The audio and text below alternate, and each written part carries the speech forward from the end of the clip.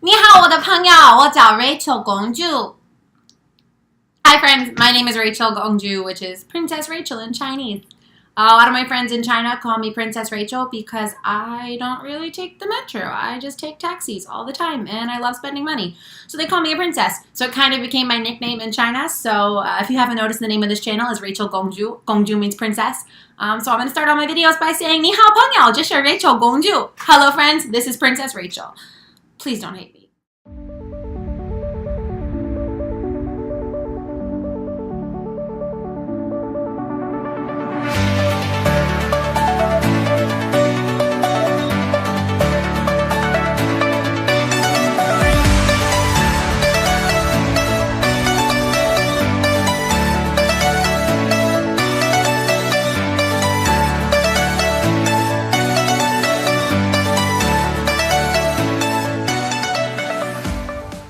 Welcome back. Thank you so much for actually clicking on this video. I really appreciate your support.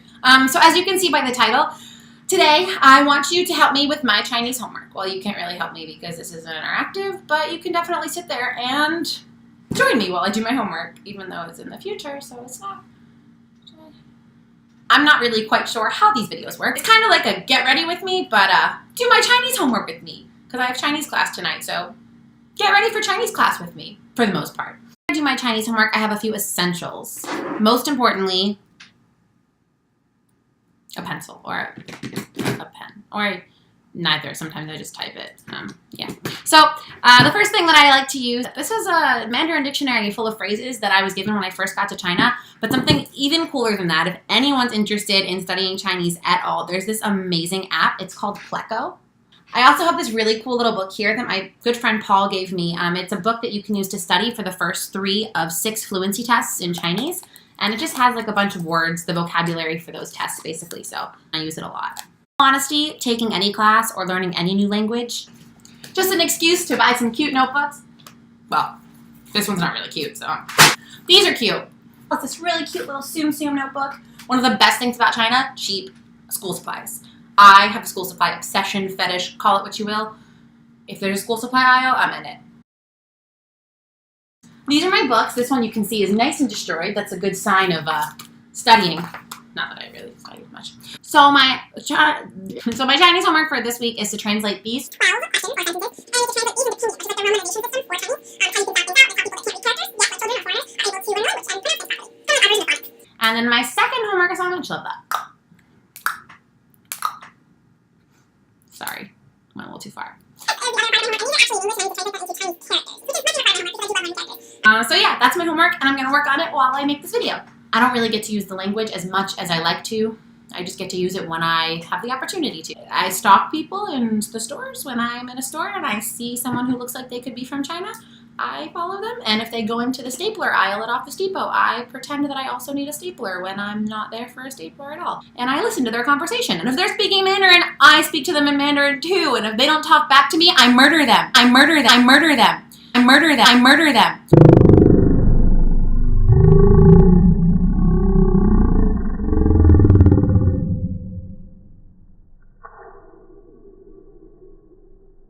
No, I don't murder them. That's just a premise for a Criminal Minds episode that I have. So yeah, Criminal Minds writers, if you're watching this video, that's a good premise for you. Count me in. I'll be the murderer. In today's video, I want to talk to you about how I got to China, why I decided to move there. So we're gonna have a little conversation about that monologue about that while I do my Chinese homework.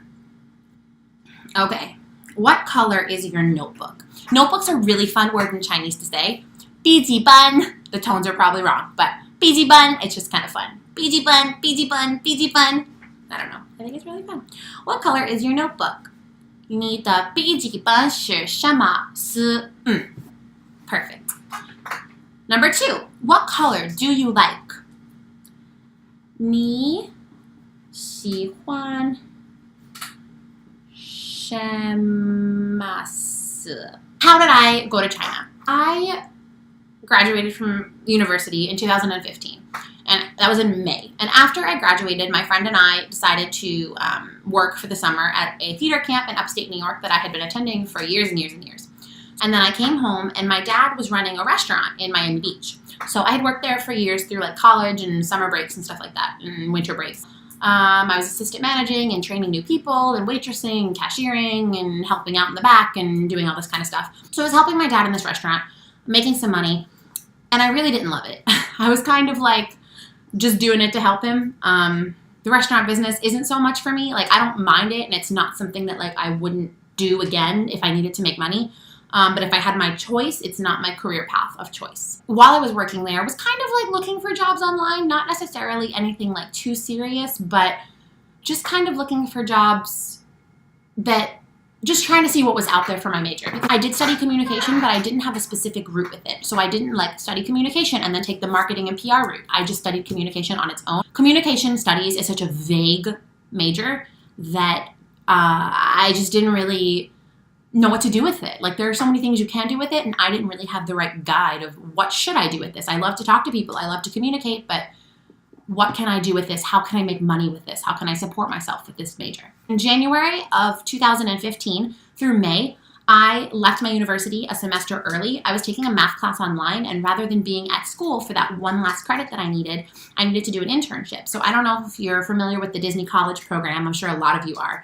And a lot of you have done it. It's basically where you go to Orlando or California for anywhere from 3 to 4 months to a year if you extend your program. And it's basically an internship. Well, I was in attractions. I loved it. I worked in Mission Space and Epcot, the one that 2 people died on, but they didn't. Doing that Disney College program really gave the Walt Disney Company, and working for the Walt Disney Company, in my eyes, a beautiful reputation, a fantastic reputation, and a great company to work for and be a part of. I read an article that if you study abroad in these different overseas countries and European countries, you can basically go to school for free. You can get a master's degree for free. Or if not free, very inexpensive compared to what we pay here. So I was just kind of looking like international travel, overseas studying, overseas working, kind of up that alley. And I came across something called Disney English. And as soon as I saw the word Disney, I immediately trusted it because I had worked for them before, and it's a wonderful company. And I applied. The description had said you need to have teaching experience, and I had some teaching experience, but it was all theatrically based. None of it was like formal classroom teaching experience. It was all like, I directed students in theater, and I taught chainmail at summer camp. Yeah, I taught chainmail. We don't have to talk about that. But I applied, and I got an interview, which was really exciting. So I did a Skype interview. I have pretty bad anxiety, so I was really nervous about the interview. I can do another video in the future about the Disney English hiring process if you're interested in that. So I did my interview, and it went really well. So she sent me an email a little bit while later that said, I was kind of like deferred, like when you get deferred from university and you're like not sure if you're going to get in, but you might not, but you probably won't. It was one of those emails. So it was like, you're probably not going to get this, not in those words. But thanks for applying, and we don't really need you right now, but maybe in the future. So I took that as I didn't get it. And I was fine with that because I knew I didn't have that much teaching experience, and I was okay with it. It was kind of a relief because when I saw that it was in China and it was like potentially 12 to 15 months, I was like, this is terrifying. But I thought I didn't get it, and I was okay with that. My eyebrows are not even, like, ever. I don't have any suggestions for that because this one's way higher all the time. And even when I get them, like, I just had them threaded the other day, and the woman did such a good job. Maybe if I just sit like this, they're even.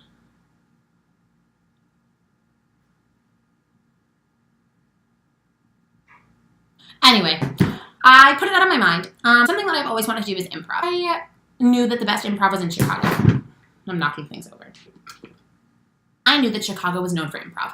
I had a couple friends from university who moved to Chicago, and they loved it, and they were really happy there. I was thinking about moving to Chicago, but I had never been there before. So you can't just, you can move to China, but you can't, it's hard to move to a place, especially if it's only a couple hours away, without having, like, checked it out first, like, checked out the scene, So I knew that my grandpa and my aunt were actually flying out there to see some of my cousins. So I decided that I would meet them there, spend a few days with my family, and then go into the city and spend a few days with my friends from college and check out the city. Walk around, see if I like the vibe, see if I like the people, go to a couple shows at Second City in IO, which is where I am dying to study.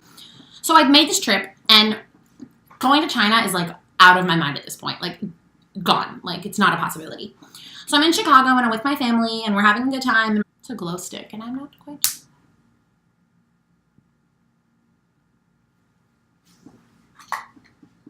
Oops. I'm a fidgeter. Anyway, was in Chicago, and after I was with my family, I actually went to the city, and I loved it. I saw shows, and I went crazy over the improv there. I had like this whole plan in my head. I was going to move to Chicago, and I was going to get a place close to the metro so I didn't have to wake up early in the morning and walk far in the cold. And this was my whole big plan, and I was so excited. I was like, I'm going to take classes at night, and I'm going to work during the day. I even found a restaurant that I was going to work at called Yoke. It's this really good breakfast place in the city. I was like, I could work here. I know breakfast. I was so ready. While I was there, I got an email from Disney, and she basically said, we want you to come. Can you come? I need to know in a week. I was like, what? Are you kidding me? Are you kidding me? I'm literally in my dream location deciding if this is where I want to spend the rest of my life, and you email me and tell me that I should come to China for a year and a half? Girl, I was frustrated. Obviously, I was really flattered that they actually hired me. I didn't think I was going to get it. It was out of my head at this point. But I was like, I guess they saw something in me and they think that I'm trainable, which is kind of exciting, which means I'm not a lost cause, which is nice. So I was talking to my family about it. I was talking to my friends in Chicago about it. And every single one of them said that I was crazy if I didn't go. I kind of believed them. I didn't know what to do. I was sitting there and I was like, this could be the opportunity of a lifetime. I could travel. I could not have to decide on my next step. But China's so far away, and like I don't speak Chinese. Like I can't even go to Hialeah, which is a really Spanish area in South Florida, and order food because I don't speak Spanish. How could I be in China, this country that I don't know anything about? But now I do. Hey China, how you doing, boo? I said yes. And it was the scariest email I have ever sent in my entire life. I was sitting on the couch at my cousin's. It was like 3 o'clock in the morning, and I just emailed her back, and I was like, yeah. I was terrified. It was the most amazing thing I've ever done. Saying yes was brilliant, and I owe it to my 7, 9, and 16-year-old little cousins at the time for telling me to do it. So I went home from Chicago, and I quit working with my dad. I started getting ready for China, and I will do a whole other video, of course, about like what I had to do to get there and the certifications that I needed and the preparation that I had to do and what I packed and all that stuff. From that point forward, it was just 6 months of like, was it 6 months? May, June, July, August, September, October. It's like 5.5, 6 months of just emotional roller of an 5.5, 6 months of an 5.5, 6 months of an emotional roller coaster. My friend Frank says that for every Chinese word I learn, I forget an English word, which I'm starting to think might be accurate. So I spent 6 months getting ready, and I was at the library every day doing my certifications, and I was packing, just mentally preparing myself to move to the other side of the world. When I came home from Chicago, my mom was actually in the hospital for a couple weeks, and she's fine now. But I had my second phone call to like confirm my location that I wanted to live. Like she sent me a list of like 6 different cities in China while my mom was in the hospital. I was literally sleeping in the hospital, like in a private room because she was quarantined. She told me to call her and I was in the hospital. So I went into the waiting room. I was like, hey, sorry, I'm kind of with my mom in the hospital. She's like, it's fine. Like I need an answer. And I finally decided on a city, which is called Guangzhou. I really wanted to go somewhere that was cold, like Beijing or somewhere north because I love cold weather. But I ultimately decided not to because Guangzhou is only 2 hours from Hong Kong Disneyland. And because I was working for Disney, I got in for free. I'm so happy that I chose Guangzhou because it was just a life-changing experience. That's pretty much how I got to China. I haven't done any of my Chinese homework. I want to buy a purple pen. 我要买 I forgot how to say purple. You have to be really careful with Chinese because the word that is pen in a different tone means something very not appropriate for my channel. Thank you so much for watching this video. I really appreciate all the support I've gotten from my friends about starting this channel. I'm not expecting it to take off and have millions and millions of views, but the fact that the people that I love and that I'm close to and people that I might not even know, I'm happy that I can share these experiences with you, whether it's one person watching or 5 people watching. Let's be real. It's going to be like 5.